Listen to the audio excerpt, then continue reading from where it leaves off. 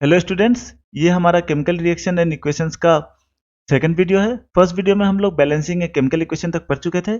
इस वीडियो में हम लोग पढ़ेंगे कि केमिकल रिएक्शंस जो है वो कितने टाइप्स का होते हैं। तो केमिकल रिएक्शन जो है वो मेनली हम लोग 5 तरह का पढ़ना है हम लोग को इस चैप्टर में। तो सबसे पहला जो केमिकल रिएक्शन है वो है कॉम्बिनेशन रिएक्शन, दूसरा जो है वो डिकम्पोजिशन रिएक्शन, फिर displacement reaction, double displacement reaction और ऑक्सीडेशन एंड रिडक्शन रिएक्शन। इसी को हम लोग एक साथ रेडॉक्स रिएक्शन भी बोल देते हैं। ठीक है, इसी को हम लोग रेडॉक्स रिएक्शन भी बोलते हैं। इस वीडियो में बेटा हम लोग मेन जो है ये कॉम्बिनेशन, डिकम्पोजिशन, डिस्प्लेसमेंट और डबल डिस्प्लेसमेंट ये पढ़ेंगे। ये 4 जो होगा टाइप्स ऑफ रिएक्शन, इसको हम लोग पढ़ेंगे। ऑक्सीडेशन और रिडक्शन रिएक्शन जो है, जो रेडॉक्स रिएक्शन एक साथ, इसका वीडियो थोड़ा लंबा बनेगा, इसलिए इस टॉपिक को हम लोग अगले वीडियो में पढ़ेंगे डिटेल में। ठीक है, अभी देखते हैं सबसे पहले कि कॉम्बिनेशन रिएक्शन जो है वो क्या होता है। तो सबसे पहला जो है हमारा कॉम्बिनेशन रिएक्शन, पहले डेफिनेशन देखिए। Reaction in which 2 or more reactants combine to form one product are called combination reaction. ऐसा रिएक्शन जिसमें 2 या 2 से अधिक रिएक्टेंट जो है वो कंबाइन करके एक सिंगल प्रोडक्ट जो होगा वो फॉर्म करेगा, तो उस तरह के रिएक्शन को हम क्या बोलेंगे? कॉम्बिनेशन रिएक्शन बोलेंगे। मान लेते हैं यहाँ पर ए जो है ये एक रिएक्टेंट है और बी एक रिएक्टेंट है, और ये दोनों को मिल करके ए बी जो है वो एक प्रोडक्ट बन रहा है। ठीक है, तो यहाँ पर क्या है, यहाँ पे 2 रिएक्टेंट है और एक प्रोडक्ट बन रहा है, तो ऐसा रिएक्शन को हम क्या बोलेंगे? ऐसा रिएक्शन को हम कॉम्बिनेशन रिएक्शन बोलेंगे। सच reactions in which 2 or more reactants combine to form one product, 2 या 2 से अधिक रिएक्टेंट मिलकर एक तरह का प्रोडक्ट बनाएंगे या फिर एक प्रोडक्ट बनाएंगे, तो उसे हम क्या बोल देंगे? कॉम्बिनेशन रिएक्शंस बोलते हैं। ठीक है, एग्जाम्पल देखिए, ज्यादा अच्छे समझ में आएगा। बोला गया when magnesium ribbon is burnt in air, पिछले वीडियो में भी हम लोग इसके बारे में पढ़े कि जब मैग्नीशियम रिबन को हम लोग एयर में बर्न करते हैं तो क्या बनता है? मैग्नीशियम ऑक्साइड बन जाता है। ठीक है, तो ये किसका एग्जाम्पल है? ये एक कॉम्बिनेशन रिएक्शन का एग्जाम्पल है। यहाँ पे देखिए मैग्नीशियम ऑक्सीजन ये दोनों रिएक्ट कर रहे हैं, मतलब मैग्नीशियम और ऑक्सीजन रिएक्टेंट है, जहाँ पे 2 रिएक्टेंट है और एक प्रोडक्ट बन रहा है, तो इस तरह के रिएक्शन को हम लोग कॉम्बिनेशन रिएक्शन बोलते हैं। तो ये हमारा बर्निंग ऑफ मैग्नीशियम जो है वो एक कॉम्बिनेशन रिएक्शन का एग्जाम्पल हो गया। दूसरा एग्जाम्पल देख लीजिए कि when carbon is burnt in oxygen या फिर air, means air that is present, oxygen that is present in air, carbon dioxide is formed.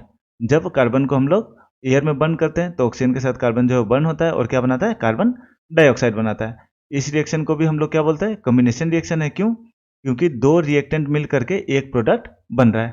तो बहुत सिंपल सा था कि कॉम्बिनेशन रिएक्शन ऐसा रिएक्शन जिसमें 2 या 2 से अधिक रिएक्टेंट मिलके एक प्रोडक्ट बनेगा, तो उस तरह के रिएक्शन को हम क्या बोल देंगे? कॉम्बिनेशन रिएक्शन बोलेंगे।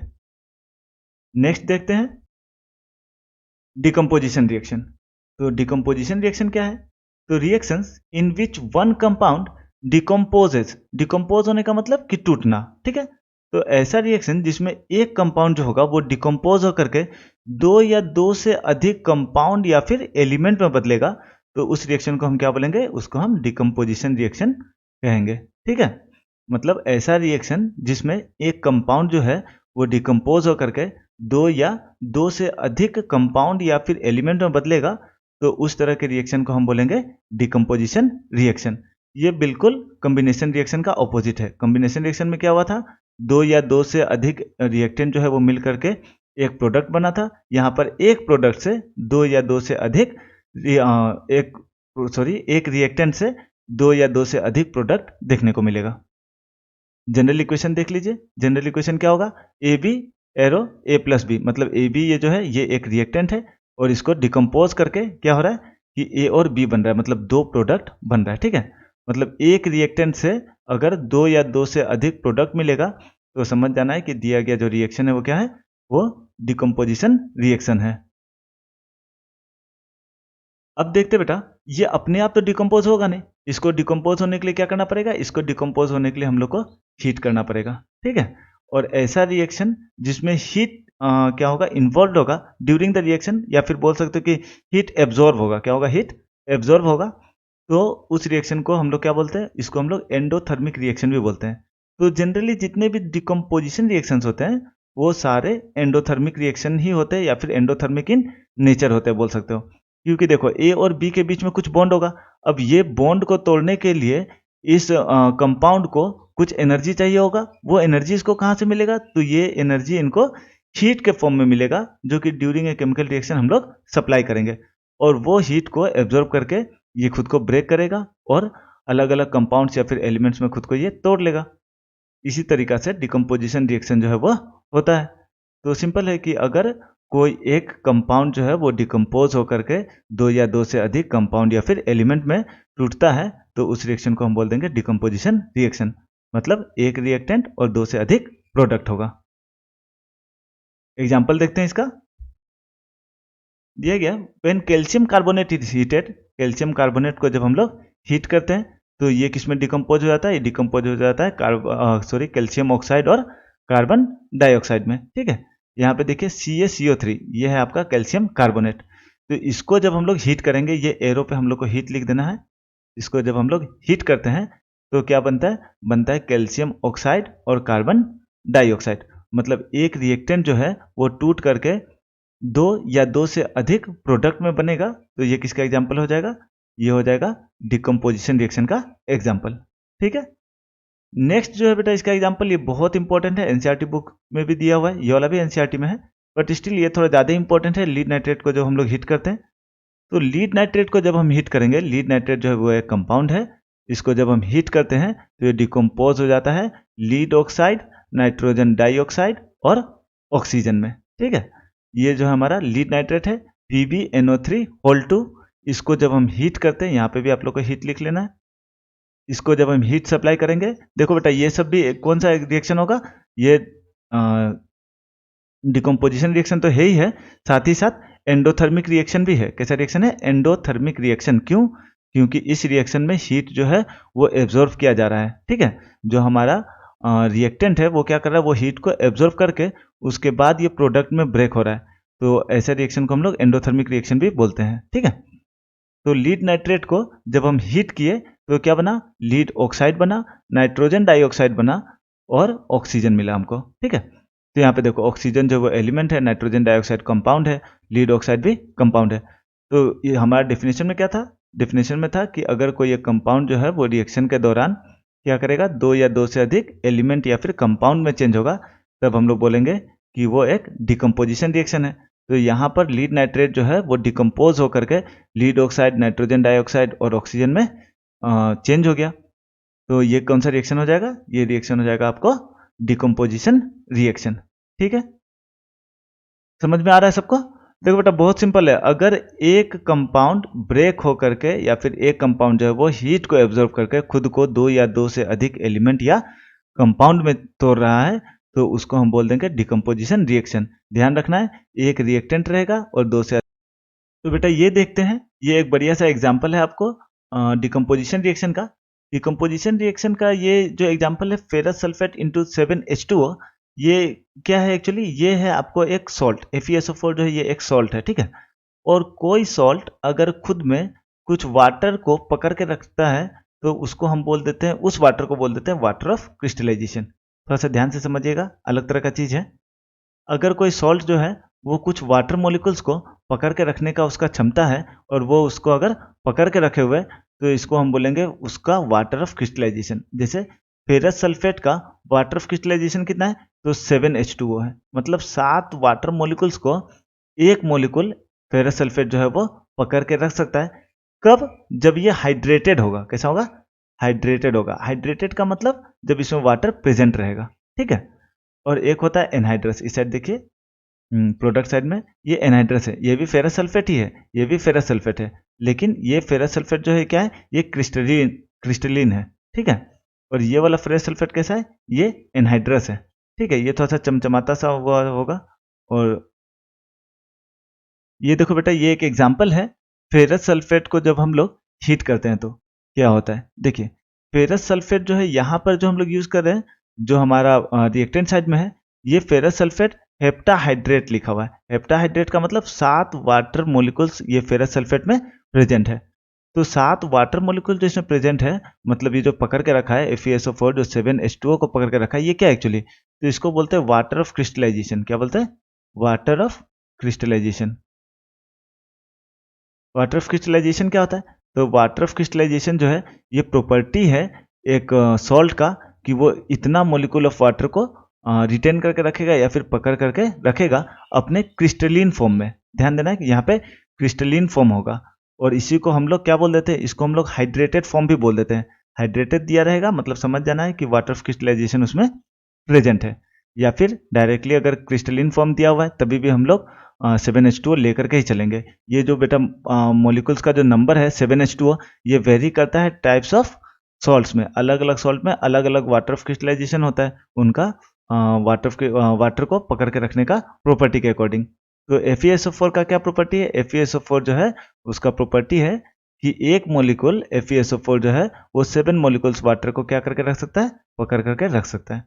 तो जब इसको FeSO4 × 7H2O को जब हम लोग हीट करते हैं तो ये किस में बदल जाता है? ये बदल जाता है फेरस सल्फेट में और वाटर में। ठीक है, तो फेरस सल्फेट FeSO4 सिंपल और वाटर अलग हो गया। बस यहाँ का जो बॉन्ड था ये टूट गया और वाटर अलग इवापोरेट हो गया, हम लोग को फेरस सल्फेट मिल गया। तो जब वाटर हट जाता है तब इसको हम लोग एनहाइड्रस बोलते हैं। इसका कलर जो है बेटा एनहाइड्रस फेरस सल्फेट का कलर व्हाइट होता है, ये बात ध्यान में रखिएगा। एनहाइड्रस फेरस सल्फेट का कलर कैसा होता है? व्हाइट कलर का हो जाता है। ठीक है, और ये जो आपको वाटर के साथ जो होगा क्रिस्टलिन फॉर्म में या फिर हाइड्रेटेड फेरस सल्फेट, तो इसका कलर जो होता है ये ग्रीन कलर का होता है। कोई कोई बुक में पेल ग्रीन भी लिखा हुआ मिलेगा, चलेगा, लाइट ग्रीन। अब क्या होगा? अब अगर इसको कंटिन्यूअस हीट करेंगे हम लोग तो देखो यहाँ पे जब इसको हीट कर रहे थे तो ऐसा नहीं कि बुक लोग में क्या दिया होता है FeSO4 × 7H2O उसका डायरेक्टली ये वाला दे देता है। ऐसा नहीं है, जब इसको हीट करते हैं और यहाँ पे प्लस H2O भी लिखा हुआ मिल सकता है कोई कोई बुक में। तो क्या होता है कि एक बार में जब इसको हीट करते हैं तो उसी समय क्या होगा? वाटर जो है वो इवापोरेट हो जाएगा और FeSO4 बच जाएगा। और कंटिन्यूअस हीट करने पे FeSO4 जो है वो फिर से क्या करना चालू करेगा? वो फिर से डिकम्पोजिशन रिएक्शन में आ जाएगा। समझ रहे हो? एक बार FeSO4 × 7H2O को हीट किए तो FeSO4 और वाटर जो है वो अलग अलग हो गया, वाटर इवापोरेट हो गया, बच गया FeSO4। फिर कंटिन्यूअस हीट करने के कारण FeSO4 जो है वो भी क्या होने लगा? ये भी डिकम्पोज होने लगा और क्या बन गया? ये बन गया फेरिक ऑक्साइड जो कि रेडिश ब्राउन कलर का है। और क्या बना? सल्फर डाइऑक्साइड और सल्फर ट्राइऑक्साइड मिल जाता है हम लोग को। देखो यहाँ पे एक रिएक्टेंट था बेटा और 3 प्रोडक्ट दिखाई दिया, इसीलिए ये भी किसका एग्जाम्पल है? ये भी डिकम्पोजिशन रिएक्शन का ही एग्जाम्पल है। इसका एक बहुत बड़ा ऑब्जर्वेशन है, इंपॉर्टेंट ऑब्जर्वेशन है क्लास 10 के रिगार्डिंग। देखिए, gas with smell of burning sulphur is evolve during heating of ferrous sulphate due to formation of sulphur dioxide. ये क्वेश्चन पूछ दिया जाता है कि जब फेरस सल्फेट को हीट करते हैं तो बर्निंग सल्फर का स्मेल हम लोग को आता है, वो किस कारण से आता है? तो वो किसके कारण? सल्फर डाइऑक्साइड बनने के कारण हम लोग को ये स्मेल जो है वो मिलता है। जब फेरस सल्फेट को हीट करते हैं तो फेरिक ऑक्साइड बनता है, रेडिश ब्राउन कलर का है, सल्फर डाइऑक्साइड और सल्फर ट्राइऑक्साइड मिलता है हम लोग को। तो सल्फर डाइऑक्साइड जो है इसका स्मेल कैसा होता है? इसका स्मेल जो होता है वो बर्निंग सल्फर का स्मेल होता है। तो ये क्वेश्चन कभी कभी पूछ दिया जाता है कि बर्निंग सल्फर का स्मेल किसके कारण आता है? तो due to formation of sulphur dioxide. ठीक है, तो ये एक सिंपल सा हमारा एग्जाम्पल था डिकम्पोजिशन रिएक्शन का। और ये एग्जाम्पल जो है ये एनसीईआरटी बुक में भी दिया हुआ है और एग्जामिनेशन पॉइंट ऑफ व्यू से थोड़ा ज़्यादा इंपॉर्टेंट है। ये वाला ज़्यादा इंपॉर्टेंट है और लीड नाइट्रेट वाला एग्जाम्पल जो है वो ज़्यादा इंपॉर्टेंट है। तो ये दोनों को थोड़ा सा माइंडली देख लीजिएगा, समझ लीजिएगा। वाटर ऑफ क्रिस्टलाइजेशन क्या होता है? वाटर ऑफ क्रिस्टलाइजेशन जो है वो आप लोग को acid base and salt chapter में भी मिल जाएगा एक बार, लेकिन फिलहाल थोड़ा सा समझने के लिए बता दिया आप लोग को कि बस टेंडेंसी है सॉल्ट्स का कि वो कुछ मोलिकुल्स वाटर को अपने पास पकड़ के रखता है। सब सॉल्ट्स का अलग अलग टेंडेंसी है, सब में वाटर ऑफ क्रिस्टलाइजेशन अलग अलग देखने को मिलेगा। ठीक है, चलिए अब देखते हैं नेक्स्ट टॉपिक, इलेक्ट्रोलाइटिक डिकम्पोजिशन। ये क्या है? ये भी एक तरह का डिकम्पोजिशन रिएक्शन ही है बेटा। जो पिछला हमारा डिकम्पोजिशन रिएक्शन था वो हीट के कारण हुआ था, इसलिए उसको हम लोग थर्मल डिकम्पोजिशन रिएक्शन बोलते हैं। ध्यान देना है कि डिकम्पोजिशन रिएक्शन जो है बेटा वो 3 तरह का होता है। एक होता है थर्मल डिकम्पोजिशन, एक होता है इलेक्ट्रोलाइटिक डिकम्पोजिशन और एक होता है फोटोलाइटिक डिकम्पोजिशन या फिर फोटोलाइसिस भी बोलते हैं उसको। तो जो अभी तक प्रीवियस हम लोग पढ़े उसमें क्या हो रहा था? उसमें हीट के कारण, हीट सप्लाई करने के कारण जो हमारा कंपाउंड था या फिर रिएक्टेंट जो था वो ब्रेक कर रहा था। या फिर वो ब्रेक करके प्रोडक्ट में चेंज हो रहा था, या फिर रिएक्शन में अंडरगो जा रहा था। लेकिन अगर इलेक्ट्रिसिटी पास करने के कारण कोई रिएक्शन हो रहा है या फिर डिकम्पोजिशन रिएक्शन हो रहा है, तो उस तरह का स्पेसिफिक डिकम्पोजिशन रिएक्शन को हम लोग इलेक्ट्रोलाइटिक डिकम्पोजिशन रिएक्शन कहेंगे। ठीक है। और अगर हीट के कारण हो रहा था तो थर्मल डिकम्पोजिशन रिएक्शन। पीछे जितना भी अभी हम लोग पढ़े थे सब थर्मल डिकम्पोजिशन रिएक्शन का ही एग्जाम्पल था, क्योंकि सब में हीट सप्लाई किया जा रहा था। देखते हैं इलेक्ट्रोलाइटिक डिकम्पोजिशन रिएक्शन क्या होता है। Reactions in which compounds decomposes into simpler compounds because of passing electricity। ऐसा रिएक्शन जिसमें कंपाउंड को डिकम्पोज किया जाता है सिंपली उसमें इलेक्ट्रिसिटी पास करके, तो उस तरह के रिएक्शन को हम लोग क्या बोलेंगे, इलेक्ट्रोलाइटिक डिकम्पोजिशन, और इसी को हम लोग इलेक्ट्रोलाइसिस भी कहते हैं। ठीक है। देखिए, when electricity is passed in water it decomposes into hydrogen and oxygen. बहुत सिंपल एग्जांपल है कि जब वाटर में इलेक्ट्रिसिटी पास करेंगे, यहां पे आप इलेक्ट्रिसिटी लिख दो। जब वाटर में इलेक्ट्रिसिटी हम लोग पास करते हैं तो क्या होता है, वाटर जो है वो हाइड्रोजन और ऑक्सीजन में क्या हो जाता है, ब्रेक कर जाता है। तो यहाँ पे देखो वाटर जो है वो एक कंपाउंड है, ठीक है, और ब्रेक करके कितना में बना, दो प्रोडक्ट्स में हम लोग को मिल गया। ये जो रिएक्टेंट था वो एक था और प्रोडक्ट कितना मिला, दो मिला, एक हाइड्रोजन के फॉर्म में और एक ऑक्सीजन के फॉर्म में। इसका बेटा एक्टिविटी भी दिया हुआ है एनसीईआरटी बुक में। किसी वीडियो में हम लोग इसका एक्टिविटी के थ्रू ज़्यादा अच्छा से इस एग्जाम्पल को और बढ़िया से समझेंगे। फिलहाल हम लोग इतना ही समझते हैं कि इलेक्ट्रोलाइटिक डिकम्पोजिशन क्या है। तो ऐसा डिकम्पोजिशन रिएक्शन जिसमें इलेक्ट्रिसिटी पास करने के कारण कंपाउंड जो है वो डिकम्पोज करे या फिर ब्रेक करे। तो इलेक्ट्रिसिटी पास करने पे वाटर में क्या होता है, वाटर जो है वो हाइड्रोजन और ऑक्सीजन में ब्रेक कर जाता है। ठीक है, नेक्स्ट एग्जाम्पल देखते हैं। ओके, नेक्स्ट एग्जांपल नहीं है, डायरेक्टली आ गया आपको फोटोलाइसिस और फोटो डिकम्पोजिशन रिएक्शन। ऐसा रिएक्शन जो कि किसके प्रेजेंस में हो, लाइट के प्रेजेंस में हो। ऐसा डिकम्पोजिशन रिएक्शन जो कि लाइट के प्रेजेंस में होता है, उस रिएक्शन को हम लोग क्या बोलते हैं, फोटोलाइसिस या फिर फोटो डिकम्पोजिशन रिएक्शन। ध्यान दीजिएगा, अभी फिर बोले थे डिकम्पोजिशन रिएक्शन तीन तरह का। एक थर्मल डिकम्पोजिशन, हीट के कारण जो डिकम्पोजिशन रिएक्शन होगा, इलेक्ट्रिसिटी के कारण तो इलेक्ट्रोलाइसिस, और जो लाइट के कारण वो हो जाएगा फोटोलाइसिस। ठीक है, देखिए इसका definition, reaction in which a compound decomposes because of sunlight are known as photolysis और फोटो डिकम्पोजिशन रिएक्शन। ठीक है, ऐसा रिएक्शन जो कि सनलाइट के कारण होगा उसको हम बोल देते हैं फोटो डिकम्पोजिशन रिएक्शन या फिर फोटोलाइसिस। एग्जाम्पल देखिए, जब हम लोग सिल्वर क्लोराइड को सनलाइट में रखते हैं तो वो डिकम्पोज होकर के सिल्वर मेटल और क्लोरीन गैस में चेंज हो जाता है। सिल्वर क्लोराइड यहाँ पे AgCl, इसको जब हम लोग हीट किए तो क्या बन गया, सिल्वर मेटल मिल जाता है हम लोग को, और क्लोरीन जो है वो गैस के फॉर्म में मिल जाता है। यहाँ पे G लिख लीजिए, गैस के फॉर्म में। क्लोरीन जो है वो सॉलिड फॉर्म में मिल जाता है मेटल में, तो यहाँ पे S लिख सकते हो आप। ठीक है, तो बस इतना ध्यान देना है कि फोटोलाइसिस डिकम्पोजिशन रिएक्शन या फिर फोटो डिकम्पोजिशन रिएक्शन ये क्या है, तो ये ऐसा डिकम्पोजिशन रिएक्शन है जिसमें सनलाइट के कारण जो आपका रिएक्टेंट है वो क्या होगा, वो ब्रेक करके दो प्रोडक्ट में या फिर दो से अधिक प्रोडक्ट में टूट जाएगा। तो यहाँ पर इस एरो पे हम लोग क्या रखेंगे, इस पे रखेंगे हम लोग सनलाइट। ठीक है, इसी तरह सिल्वर ब्रोमाइड को भी जब हम लोग सनलाइट में रखते हैं तो ये भी डिकम्पोज होकर सिल्वर मेटल और ब्रोमीन गैस में बदल जाता है। तो यहाँ पे देख लीजिए इसका इक्वेशन, AgBr को जब हम लोग हीट करते हैं तो Ag मिल जाता है जो हमारा सिल्वर मेटल है, ये भी सॉलिड फॉर्म मिल जाएगा, और ब्रोमीन जो है वो हमको गैस के फॉर्म में इवॉल्व होता हुआ या फिर रिलीज होता हुआ दिख।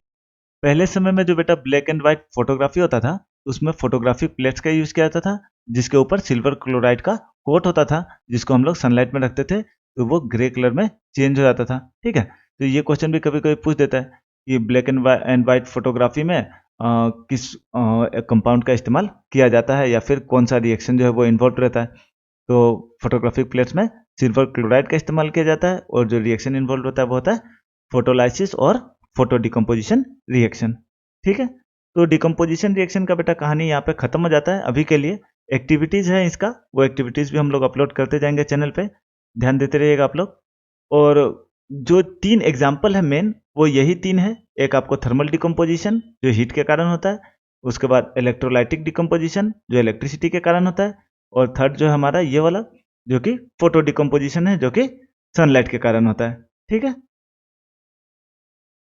अब देखते हैं बेटा कि डिस्प्लेसमेंट रिएक्शन क्या होता है। तो डिस्प्लेसमेंट रिएक्शन जो है वो नाम से ही पता चल रहा होगा कि ऐसा रिएक्शन जिसमें कोई एक एलिमेंट जो है या फिर कोई एक आयंस जो है, एटम जो है, वो दूसरे एटम्स या फिर आयंस को डिस्प्लेस कर रहा होगा, मतलब कोई किसी को हटा रहा होगा, किसी का जगह ले रहा होगा। तो यहाँ पर क्या हो रहा है, यहाँ पर रिएक्शन इन विच एटम्स और ions move from one compound to other to form new compound. एक कंपाउंड से एटम या फिर आयन जो है वो मूव करके दूसरे कंपाउंड में एंटर करेगा और उसकी जगह ले लेगा, तो उस तरह के रिएक्शन क्या बोलेंगे, डिस्प्लेसमेंट रिएक्शन। जैसे यहाँ पर ए जो है ये क्या किया, ये ए जो है ये BC के कंपाउंड में से बी को क्या कर दिया बेटा, ये बी को डिस्प्लेस कर दिया, हटा दिया, और ए जो है वो बी का जगह लेकर के AC बना दिया। ठीक है, तो इस तरह का रिएक्शन को क्या बोलेंगे, इस तरह के रिएक्शन को बोलेंगे डिस्प्लेसमेंट रिएक्शन। अब ए ऐसा करने में क्यों सक्षम हुआ, क्यों इसको हटा दिया, क्योंकि A is more reactive than B.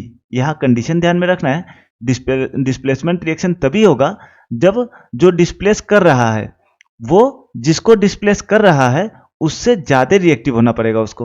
मतलब ए जो है वो बी को डिस्प्लेस कर रहा है BC से, तो ए जो है वो बी से ज्यादा रिएक्टिव है।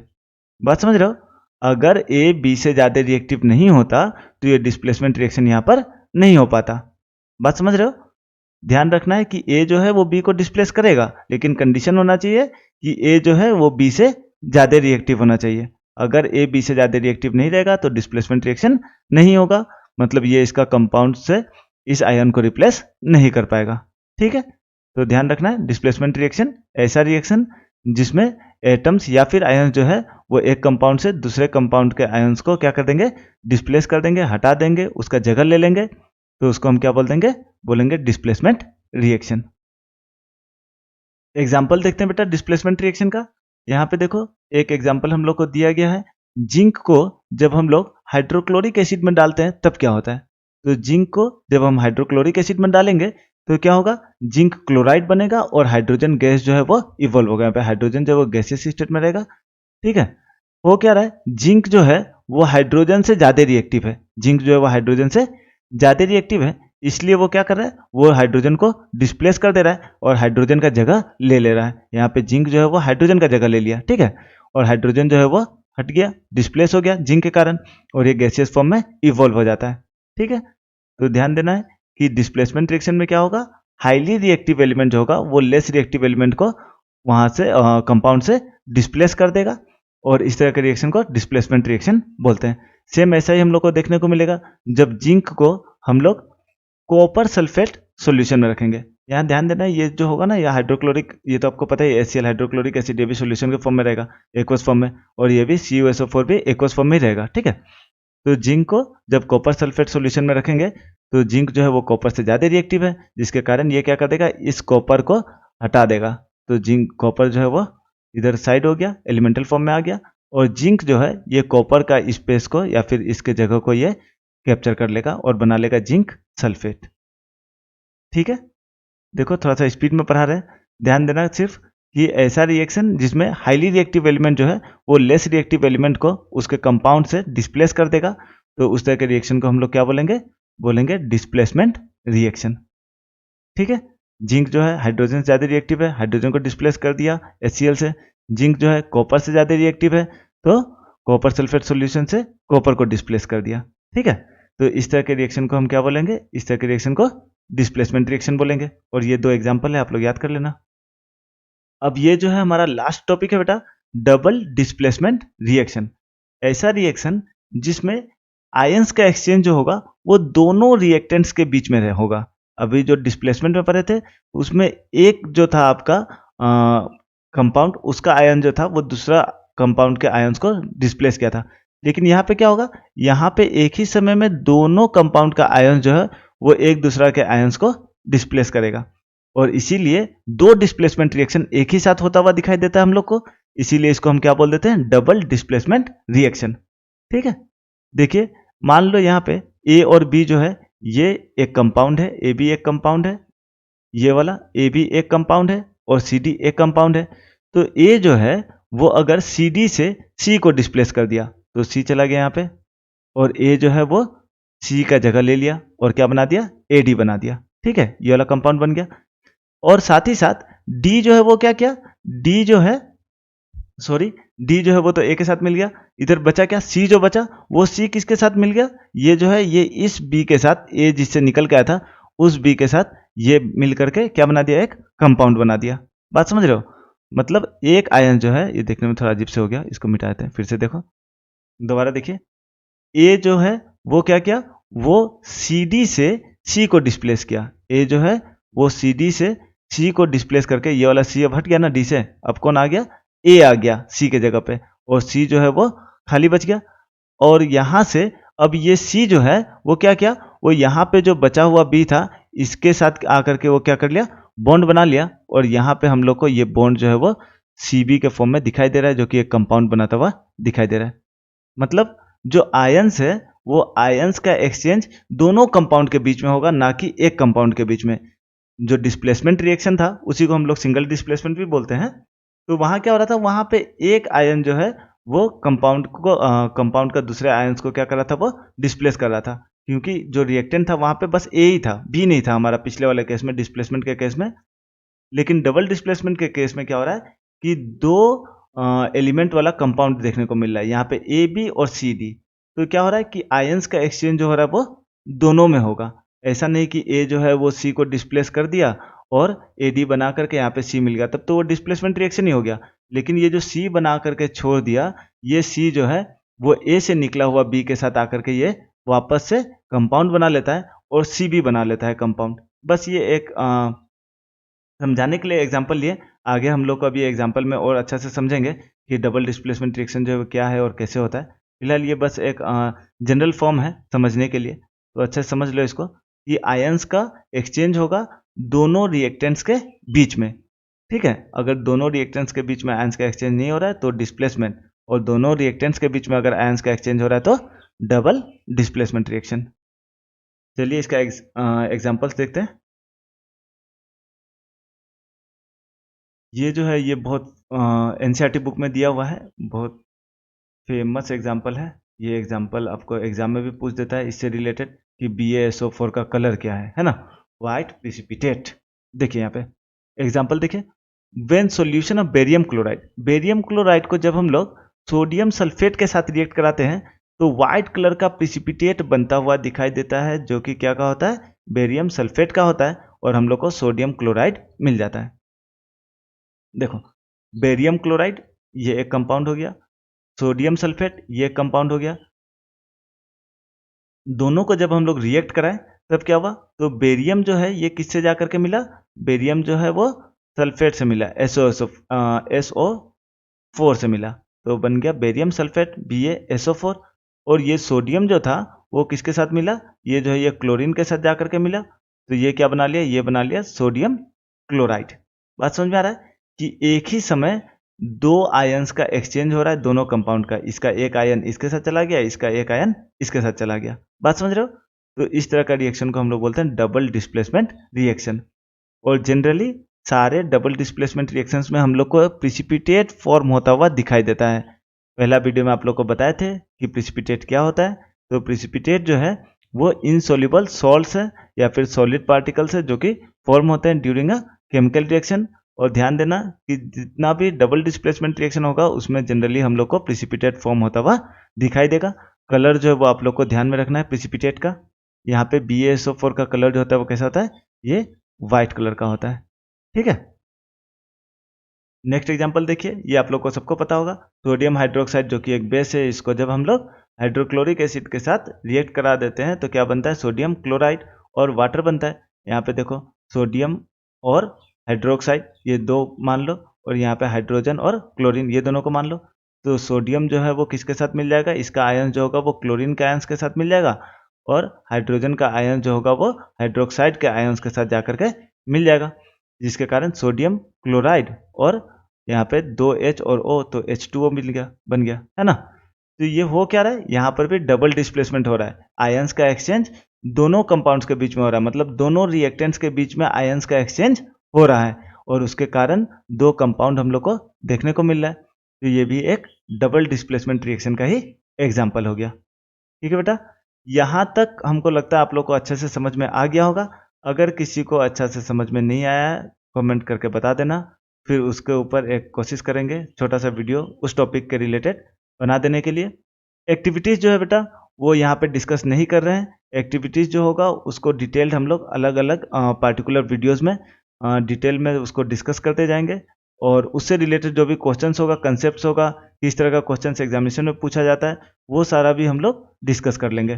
ठीक है, तो फिलहाल अभी सिर्फ थ्योरी थ्योरी पढ़ रहे हैं, तो ऐसा नहीं है कि बस इतना ही पढ़ना है, यही सिलेबस है क्लास 10 का, ऐसा नहीं है। सिलेबस बहुत वास्ट है। अभी हम लोग बस थ्योरी थ्योरी पढ़ रहे हैं एनसीईआरटी बुक के थ्रू, जो सीरियल वाइज है, सीक्वेंस में, वो पढ़ते जा रहे हैं। उसका एक्टिविटीज़ है, क्वेश्चन आंसर है, टाइप्स ऑफ क्वेश्चन कैसे पूछते हैं, ये सारा चीज़ भी हम लोग डिस्कस करते चलेंगे, लेकिन अलग अलग वीडियोज़ में। ये वाला जो वीडियोज़ चल रहा है ये बस हम लोग थ्योरी का वीडियो बना रहे हैं, बस कॉन्सेप्ट क्लियर करने के लिए वीडियो बना रहे हैं। ठीक है, नेक्स्ट वीडियोज़ जो होगा उसमें हम लोग पढ़ेंगे कि चैप्टर खत्म होने के बाद अभी इसमें और एक दो टॉपिक बचा हुआ है आपको। रेडॉक्स रिएक्शन का एक टॉपिक बचा हुआ है, कोरोजन और डेंसिटी वाला एक टॉपिक बचा हुआ है। वो सब क्लियर करने के बाद हम लोग इस चैप्टर का पार्टिकुलर एक्टिविटीज़ को हम लोग सीरियल वाइज इसको कंप्लीट करते जाएंगे। ये बेटा एक छोटा सा लेकिन बहुत इंपॉर्टेंट रिएक्शन है, दो, exothermic reaction and endothermic reaction. ध्यान दीजिएगा, एक्सोथर्मिक रिएक्शन ऐसा रिएक्शन जिस रिएक्शन के दौरान, ऐसा केमिकल रिएक्शन जिस दौरान अगर हीट इवॉल्व होगा या फिर एनर्जी इवॉल्व होगा, एनर्जी रिलीज होगा, such reactions in which heat is release और energy is evolve are known as exothermic reaction. ऐसा रिएक्शन जिसमें हीट इवॉल्व हो रहा होगा। तो ध्यान देना है, जितना भी हमारा कॉम्बिनेशन रिएक्शन है, सारे कॉम्बिनेशन रिएक्शन जो होंगे वो एक्सोथर्मिक रिएक्शन के एग्जाम्पल हो जाएंगे। बस इतना ध्यान दीजिएगा कि generally all combination reactions are exothermic in nature. मतलब जो भी कॉम्बिनेशन रिएक्शंस हो रहा है वहां पे हीट रिलीज होता हुआ हम लोग को दिखाई देगा ही देगा। ठीक है, नेक्स्ट है एंडोथर्मिक रिएक्शन। अभी अभी आपको बताए थे डिकम्पोजिशन वाले केस में कि जो भी केमिकल रिएक्शंस होते हैं जिनमें अगर हीट एब्जॉर्ब हो रहा है या फिर एनर्जी एब्जॉर्ब हो रहा है रिएक्शन के दौरान, तो उसको बोल देते हैं हम लोग endothermic reaction. Such reactions in which heat is absorbed और energy is absorbed are known as endothermic reaction. तो यहाँ पे जो भी आपको डिकम्पोजिशन रिएक्शन होंगे, जो भी डिकम्पोजिशन रिएक्शंस होते हैं वो सारे जनरली क्या होते हैं, सारे जो होंगे वो एंडोथर्मिक रिएक्शन होंगे या फिर एंडोथर्मिक इन नेचर होंगे। ध्यान दीजिएगा, जितने भी डिकम्पोजिशन रिएक्शंस है वो सारे एंडोथर्मिक होंगे, और जितने भी कॉम्बिनेशन रिएक्शंस है वो सारे एक्सोथर्मिक होंगे।